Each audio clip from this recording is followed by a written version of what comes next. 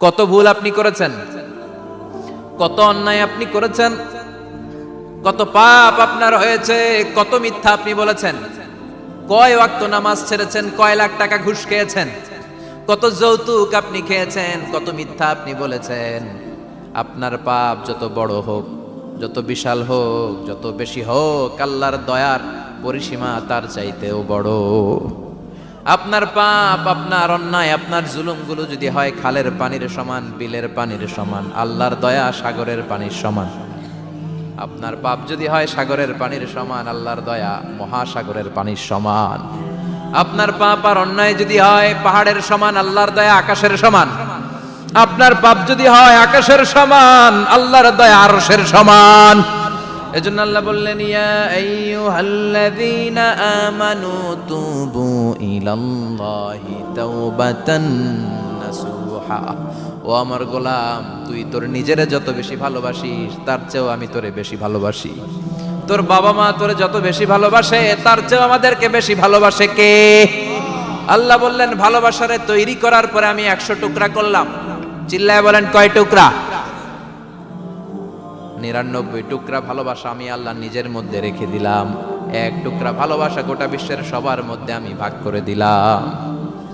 1 টুকরা ভালোবাসা পেয়ে আমাদের অবস্থা দেখছেন? আল্লাহ যদি 1 টুকরা না দিয়ে আমাকে 30 টুকরা দিত, কথা কন। 1 টুকরা না দিয়ে 80 টুকরা দিলে কি হইতো? কথা কয় না। আমাদের পাপগুলো ক্ষমা করে কে? চিল্লায় বলেন, কে? আল্লাহ ডেকে বলে, গোলাম আমি হলাম গাফিরুয যামব কাবিলুত তাওব। আমার কাজ হলো ক্ষমা করা, আমার কাজ হলো তওবা কবুল করা। শয়তানের কাজ হলো ওয়াসওয়াসা দেওয়া, আমাদেরকে ভুল পথে নিয়ে যাওয়া। আর আমাদের কাজ হলো ভুল করে ফেলা, আল্লাহর কাজ হলো ভুলগুলো মাফ করে দেয়া।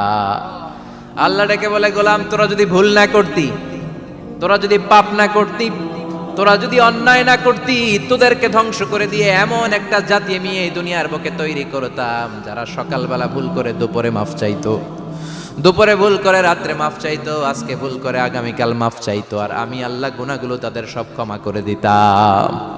ক্ষমা করে দিতে আল্লাহর বড্ড ভালো লাগে। বান্দা আল্লাহর কাছে বারবার চাক, চোখের পানি ছাড়ুক, এটা আল্লাহ পছন্দ করে। চোখের পানির যে কত পাওয়ার আপনি কল্পনাই করতে পারবেন না। অনুশোচনার চোখের পানি চোখ বেয়ে নাকের ডগা পেয়ে জমিনে পড়ার আগেই আল্লাহ এই বান্দারে মাফ করে দেয়। বিশ্বনবী ডেকে বলে, ও আমার উম্মতেরা শোনো, আল্লাহর কাছে দুনিয়ার মানুষদের 2 ফোঁটা পানি সবচেয়ে প্রিয়। 1 হলো জিহাদের ময়দানে রক্তের ফোঁটা, 2 হলো অনুতপ্ত বান্দার চোখের পানির ফোঁটা। এজন্য আল্লাহ ডেকে বললেন, গোলাম আমি যে তোদের কত ভালোবাসি তোর ধারণা নাই। চোখের পানি ছাড়, গুনার কথা স্মরণ কর, তওবা কর। তওবার মতো তওবা করলে সব গুনাহ মাফ করে দিতে পারে কে? বিশ্বনবী বলে, আমার কোনো গুনাহ নাই, তারপরেও প্রতিদিন 70 বারেরও বেশি আমি তওবা করি। আল্লাহে ইন্নী আস্তাগফিরুল্লাহ ওয়া আতুবু ইলাইহি আকসার মিন 70 মাররা। Could you imagine that? কল্পনা করছেন কোনদিন যে নবীর গুনাহ নাই, ওই নবী তওবা পড়ে প্রতিদিন 70 বার, আকসার 70 বারেরও বেশি। আমার পড়া দরকার কয়বার? আপনার পড়া দরকার কয়বার? বিশ্বনবী 70 বারের বেশি বললে আমাদের পড়া দরকার কয়বার? আর আমরা প্রতিদিন পড়ি কয়বার? কথা কন। আমাদের ভুল হবে, ভুল হতে সমস্যা নাই, ভুল হওয়াই মানুষের স্বভাব। কিন্তু ভুল হওয়ার পরে ভুলের উপর অটল থাকা যাবে না। শয়তান আর মানুষের মধ্যে এই মৌলিক পার্থক্য। শয়তান ভুল করে ভুলের উপরই আছে, ঠিক কিনা? ক্ষমা চায় নাই, কিন্তু আমরা সকালে ভুল করলে দুপুরে মাপ চাই কার কাছে? 19 সালে ভুল করলে 20 সালে মাপ চাই কার কাছে? মৃত্যুর আগ পর্যন্ত আমরা ক্ষমা চাইলে ক্ষমা করে দিবে কে? সব সময় 24/7 তওবার দরজা খোলা, 2টা সময় ছাড়া। ভালো করে মনে রাখবেন, মুখস্থ ঠোঁটস্থ যেন থাকে। 2টার সময় তওবা কবুল হয় না। চিৎকার করে বলেন, কয় সময়?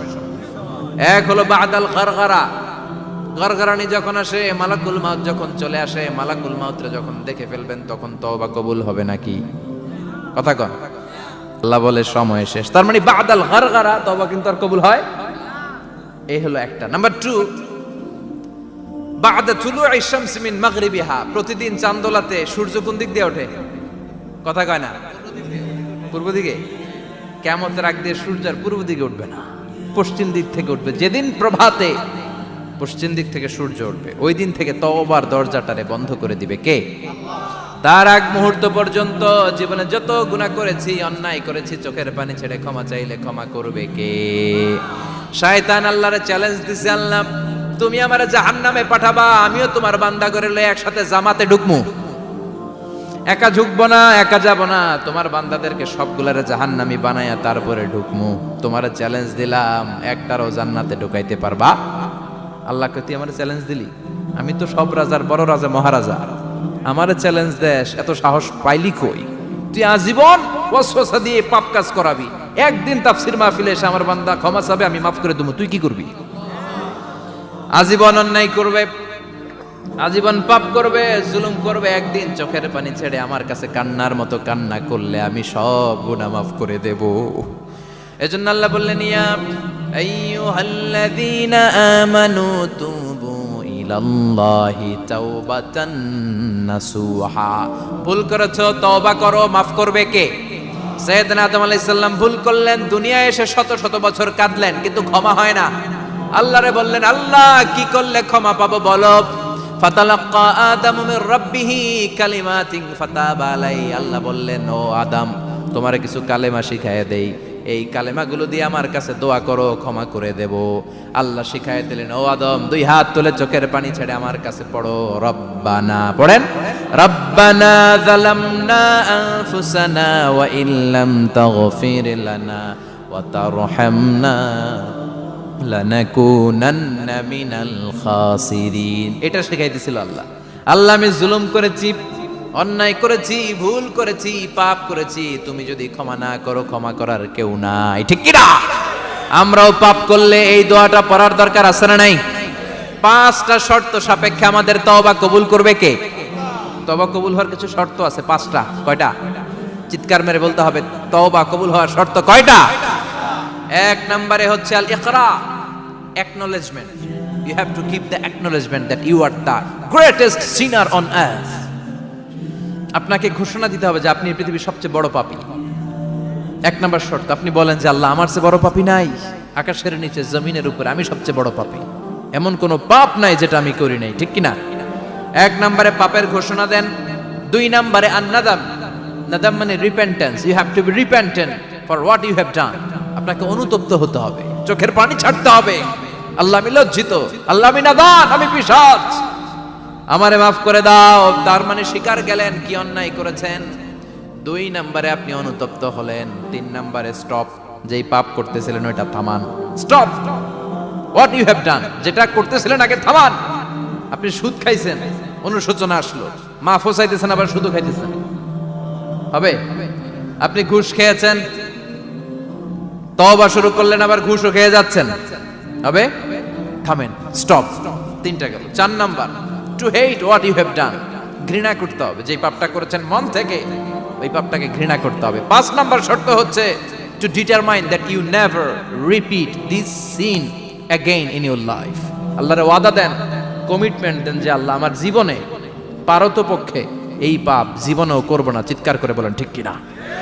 তার মানে আপনি শিকার যান, তারপরে আপনি অনুতপ্ত হবেন, যে পাপ করেছেন থামিয়ে দিবেন, পাপটারে মন থেকে ঘৃণা করবেন, আর আল্লাহরে ওয়াদা দিবেন আল্লাহ আর করব না। এই 5টা শর্তের আলোকে তওবা করলে জীবনের সব গুনাহ মাফ করে দিবে কে? এজন্য আল্লাহ বললেন, ইয়া আইয়ুহাল্লাযীনা আমানু তুবু ইলাল্লাহি তাওবাতান নাসুহা। তওবার মতো তওবা করো, সব গুনাহ মাফ করতে পারে কে? তওবা করবেন তো? রাজি আছেন? কবে করবেন? এই মুহূর্তে তওবা করলাম, এই মুহূর্তে আল্লাহর কাছে ক্ষমা চাই, আল্লাহ জীবনের সব গুনাহ মাফ করে দাও।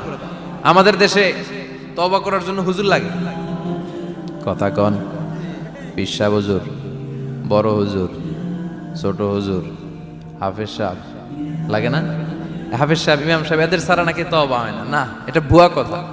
আপনি অনুতপ্ত হন, আপনি চোখের পানি ছাড়েন, আপনি আপনার রবরে বলেন, ক্ষমা করে দিবে কে?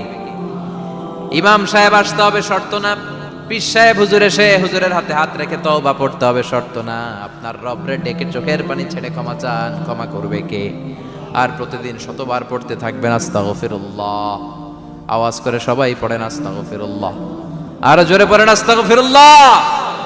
বিশ্বনবী বলেন, মান লাজিমাল ইস্তিগফার জাআলাল্লাহু লাহু মিন কুল্লি দিকিন মাখরাজা। সব সময় ইস্তিগফারের সাথে যে লেগে থাকবে, রব্বুল আলামিন তারে 5টা জিনিস দিবে। কয়টা? কথা কন আরো জোরে, সবাই বলেন কয়টা? নাম্বার 1, জাআলাল্লাহু লাহু মিন কুল্লি দিকিন মাখরাজা। বিপদে পড়লে বিপদ থেকে উদ্ধার করবে কে? আমাদের তো কোনো বিপদ নাই না? আছে? কত বিপদ, হ্যাঁ? রাস্তাঘাটে দুর্ঘটনা হতে পারে, যে কোনো সময় ভূমিকম্পে পড়তে পারি, বজ্রপাত পড়তে পারে না, ঠেড়া পয়রা মানুষ নাই, আছে না নাই? এই বিপদ আপদ থেকে আপনারা রক্ষা করবে কে?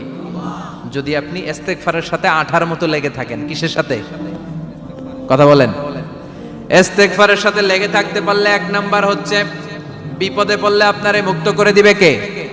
2 নাম্বার ওয়ামিন কুল্লি হাম্মিন ফারাজা, যে কোনো ধরনের টেনশন, হাইপার টেনশন থেকে বাঁচায় দিবে কে?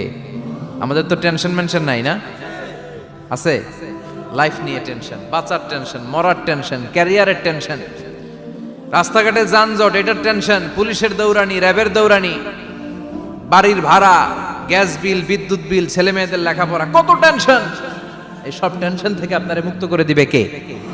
3 নম্বরে ওয়ারযুকহু মিন হাইসু লা ইয়াহতাসিব, এমন জায়গা থেকে আল্লাহ আপনার রিজিকের ব্যবস্থা করবে আপনি কল্পনাই করতে পারবেন না। সুবহানাল্লাহ পড়েন। 4 নম্বরে সবসময় ইস্তেগফার যদি পড়া হয়, আল্লাহর কোনো আযাব ওই বান্দার উপরে আসে না। ওমা কানাল্লাহু মুআযযিবাহুম ওয়া হুম ইস্তাগফিরুন।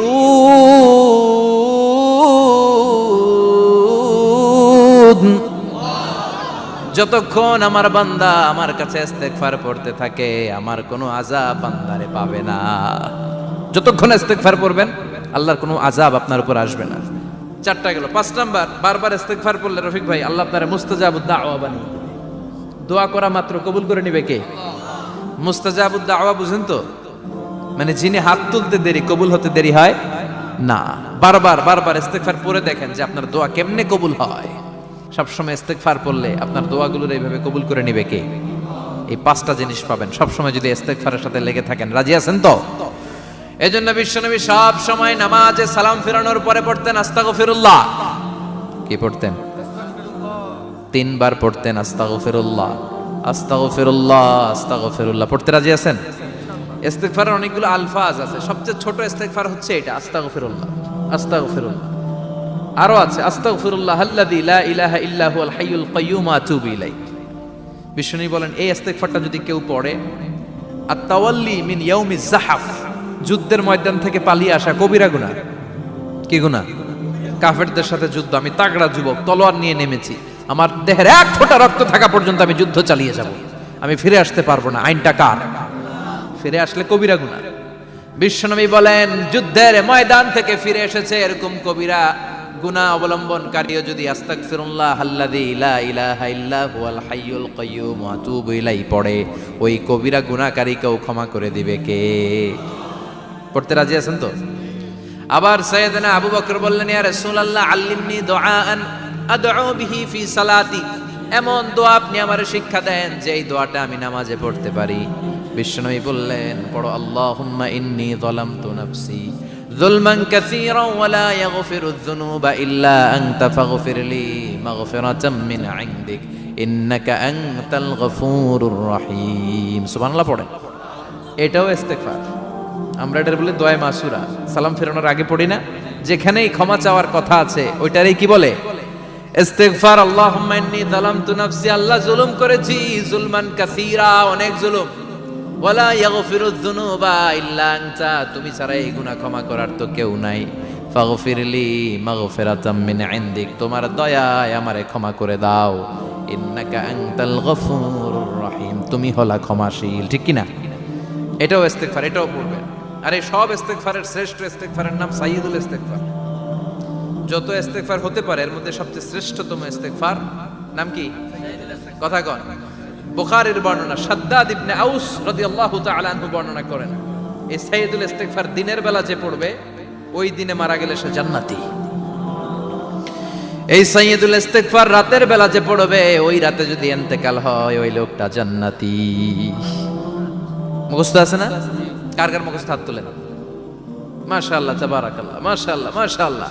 আর যাদের নাই তাদের হোমওয়ার্ক, তাদের আল্লাহুম্মা আনতা রাব্বি লা ইলাহা ইল্লা আনতা খালাকতানি ওয়া আনা আবদুক ওয়া আনা আলা আহদিকা ওয়া ওয়া'দিকা মাস্তাতা'তু আউযু বিকা মিন শাররি মা সানা'তু আবুউ লাকা বিনি'মাতিকা আলাইয়া ওয়া আবুউ লাকা বিযামবি ফাগফিরলি ফাইন্নাহু লা ইয়াগফিরুয যুনুবা ইল্লা আনতা। সুবহানাল্লাহ পড়েন। আজকে রাতে পড়ছেন, মারা গেলে জান্নাতি। চিল্লায় পড়েন না আল্লাহু আকবার। এজন্য বিশ্বনবী বলেন, আমার আগের গুনাহ মাফ, পরের গুনাহ মাফ, তারপরেও প্রতিদিন আমি 70 বার তওবা ইস্তেগফার পড়ি। আজকে থেকে পড়তে রাজি আছেন তো? বেশি বেশি ইস্তেগফার পড়া যাবে না? একটু প্রাণ খুলে, দিল খুলে আওয়াজ করে পড়েন তো আস্তাগফিরুল্লাহ। আর জোরে পড়েন আস্তাগফিরুল্লাহ। আবার সবাই পড়েন আস্তাগফিরুল্লাহ। সব সময় তওবা ইস্তেগফার যারা পড়ে তাদেরকে পছন্দ করে কে?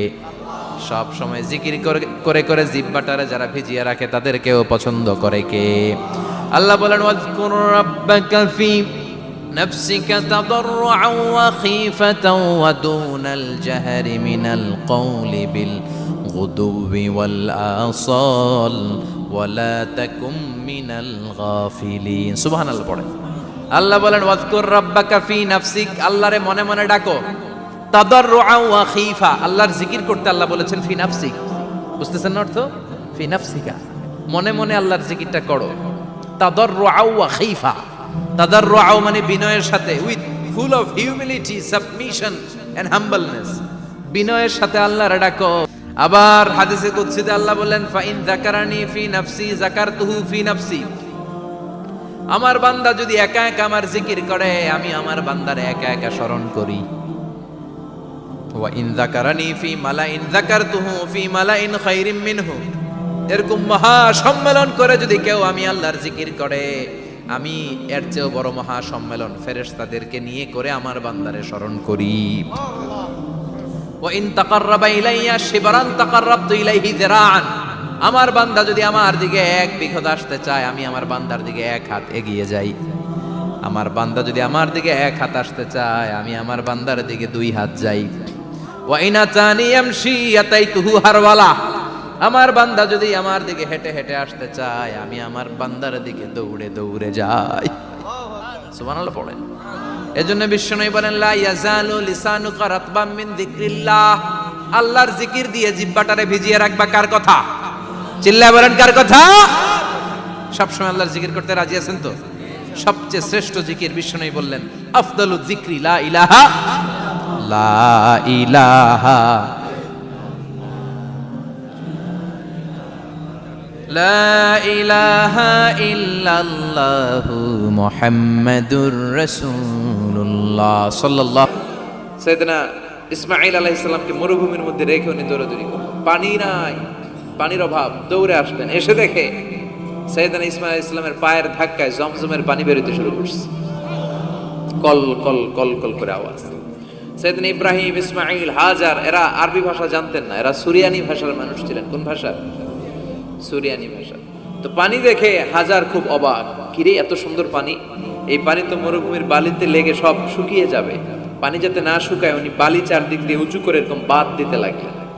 বাঁধ দিচ্ছেন আর ওনার সুরিয়ানি ভাষায় বলতে লাগলেন, ঝাম ঝাম মানে হচ্ছে থাম থাম, ঝাম মানে স্টপ, থাম থাম, কেফ আরে পানি চলে যাস না, চলে গেলে তো পানি ব্যবহার করতে পারবো না, ঝাম ঝাম ঝাম ঝাম। ওনার মুখনিসৃত এই ঝাম ঝাম শব্দ দুইটা আল্লাহর এত ভালো লাগলো, কিয়ামত পর্যন্ত এই কুয়ার নাম আল্লাহ ঝামঝামের কুয়া বানাই দিলেন। এটার নাম বিইরু ঝামঝাম। বিষ্ণু বললেন, মা উ ঝামঝাম লিমা শুরিবা লাহু, এই জমজমের পানির এত বরকত, যেই রোগের নিয়ত করে এই পানি খাবেন ওই রোগ থেকে শিফা দিবে কে? আবার বিষ্ণু বললেন, ইন্নাহা তুআমু তুমিন শিফাউ সুকমিন ইন্নাহা মুবারাকা, এই জমজমের পানি গোটা বিশ্বের সব পানির মধ্য থেকে সব চাইতে বরকতের পানি। এই পানির মধ্যে রোগের জন্য চিকিৎসা আছে, মানুষের ক্ষুধা লাগলে এটার ভেতরে খাবারের উপাদান আছে। পৃথিবীর সব পানি শুধু তৃষ্ণা নিবারণ করে, শুধু জমজমের পানি তৃষ্ণাও নিবারণ করে, ক্ষুধাও নিবারণ করে। জাপানের কিছু জিওলজিস্ট, ভূতত্ত্ববিদ গবেষণা করে পেয়েছে এই পানির মধ্যে ফুড সাপ্লিমেন্টারি আছে, মানে খাদ্যের পরিপূরক। কিছু না খাইয়ে পানি খাইলে ক্ষুধা নিবারণ হয়ে যায়। আবার বিশ্বনবীকে যখন সিনা চাক করা হবে, মেরাজ রজনীতে সাইয়েদনা জিবরাইল বিশ্বনবীর গলা থেকে নাভি পর্যন্ত পুরোটা কেটে হৃদয়টা বের করে এই জামজামের পানি দিয়ে ধৌত করেছিলেন। তার মানে এই ফ্যামিলি যেইখানে হাত লাগাইছে ওইখানে বরকত আছে না নাই? যেখানে হাত ওইখানে বরকত। বাবা পা লাগাইছে মাকাম ইব্রাহিম, ছেলে পা লাগাইছে জামজামের কুয়া, হাজার দৌড়দৌড়ি করেছে আস-সা'য়ু বাইনা সাফা ওয়াল মারওয়া, হজের মধ্যে ওয়াজিব করে দিয়েছে কে? আবার আল্লাহ বললেন ওয়াজআলনা ফি যুররিয়াতিহিন নুবুওয়াতা ওয়াল কিতাব, আমি খুশি হয়ে এই ইব্রাহিমের বংশের মধ্যে নবুয়ত দিয়েছি, আবার কিতাবও দিয়েছি। সুবহানাল্লাহ বলেন। তিনি নবুয়ত দিয়েছেন। পৃথিবীতে যত নবী আসছে সব সাইয়েদনা ইব্রাহিমের নাতিপুতি। সব কি বিশ্বাস হয় না? এই পৃথিবীতে যত পয়গম্বর এসেছেন তার 99.99% নবীরাই ওনার ছেলে আর নাতিপুতি। চিল্লায় পড়েন আল্লাহু আকবার। এজন্য ওনারে বলা হয় আবুল আম্বিয়া, father of the all prophets, সব নবীদের বাবা। ওনার বয়স যখন 86 তখন আল্লাহ সাইয়েদনা ইসমাইলকে দিলেন। বয়স যখন 100 তখন সাইয়েদনা ইসহাক আলাইহিস সালামকে আল্লাহ দিলেন। এইদিকে ইসমাইল, এদিকে সবাই বলেন এদিকে, এদিকে সবাই বলেন এটা এটা ইসহাক। পৃথিবীতে যত নবী এসেছে সব ইসহাকের চ্যানেলে এসেছে। এই সাইয়েদনা ইসহাক আলাইহিস সালামের চ্যানেলে এসেছে। সাইয়েদনা ইসমাইলের চ্যানেলে নবী নাই, কোন নবী নাই, নবী ছাড়া চ্যানেল।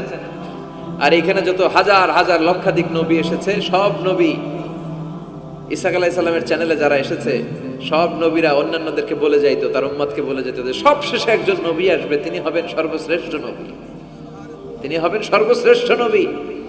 তো এদের এই চ্যানেলে এত নবী, এরা ভাবছে ওই সর্বশেষ নবীটাও এদিক দিয়েই আসবে। কিন্তু আল্লাহ হাজার হাজার লক্ষ নবী এই চ্যানেলে পাঠালেন, কিন্তু সর্বশেষ নবীটা এখানে পাঠালেন না। সর্বশেষ চ্যানেলের নবীটা আল্লাহ এই চ্যানেলে পাঠাই দিলেন। সর্বশেষ নবীটা সাইয়েদনা ইসমাইলের চ্যানেলে এসেছে। এজন্য ওরা হচ্ছে বানি ইসরাইল আর আমরা হচ্ছি বানি ইসমাইল। সুবহানাল্লাহ পড়বেন না?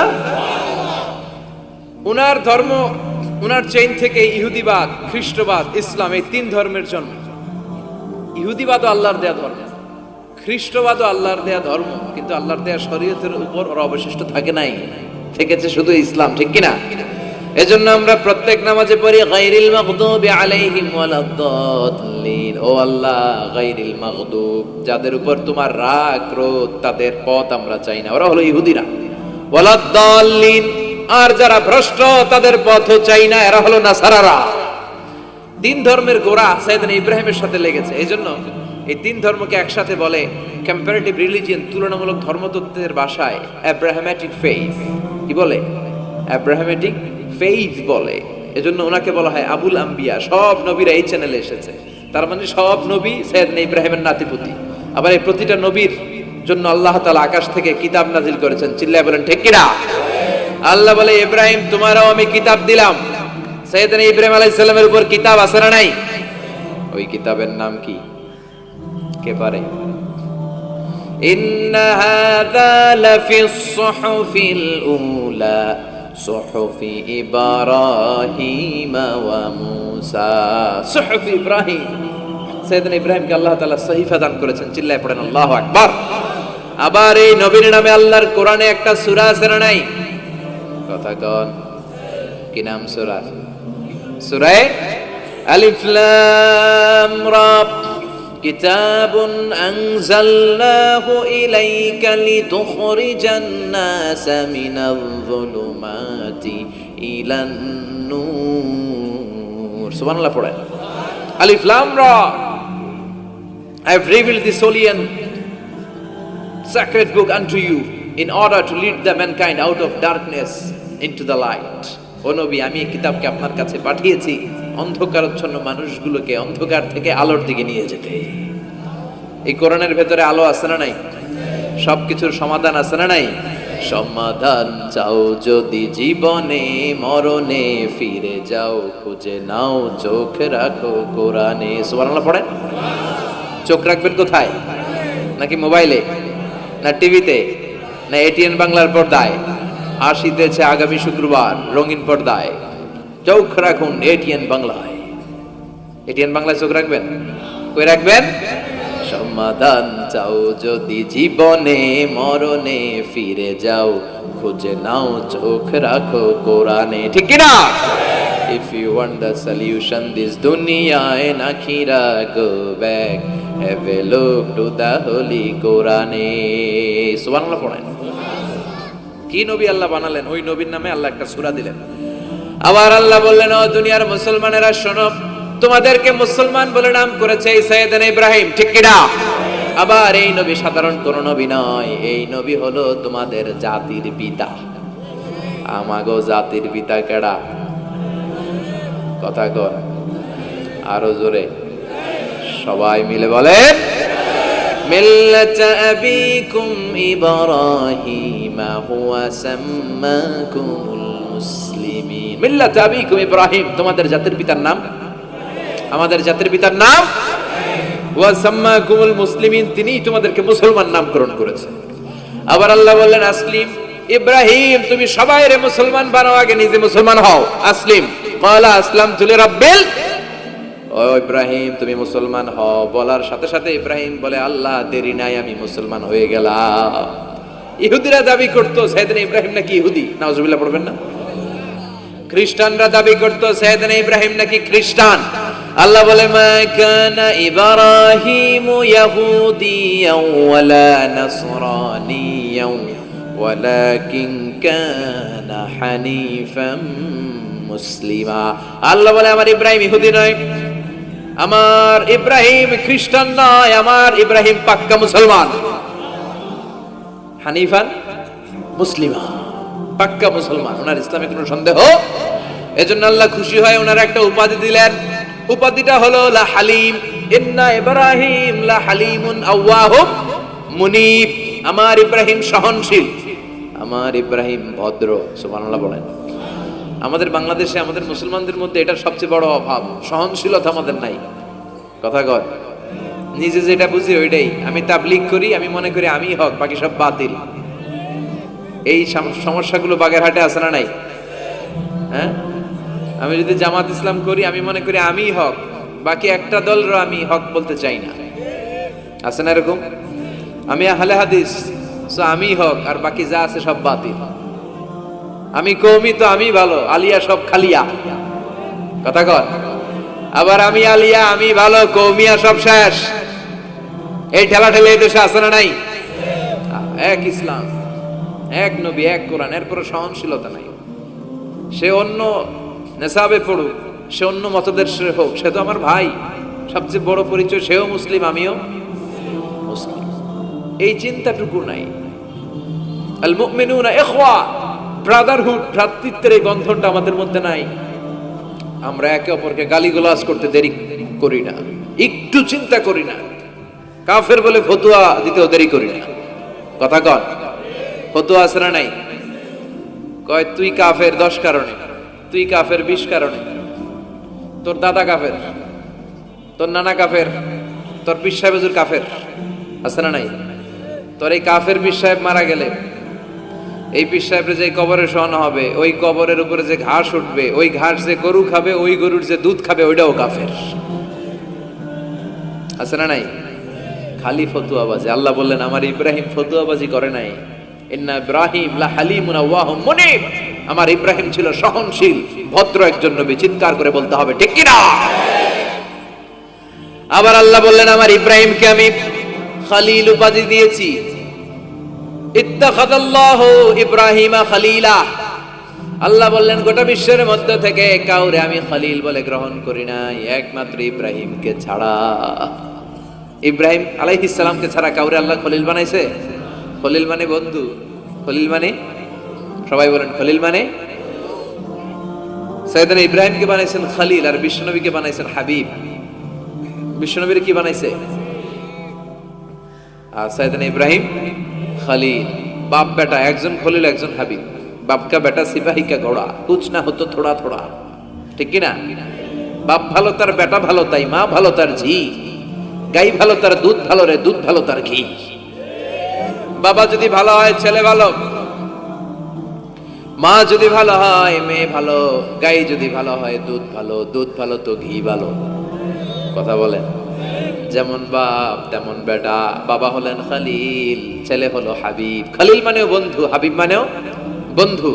খালিল মানে এমন বন্ধু যেই বন্ধু আল্লাহরে খুশি করার জন্য কাজ করে। কথা বুঝতে হবে।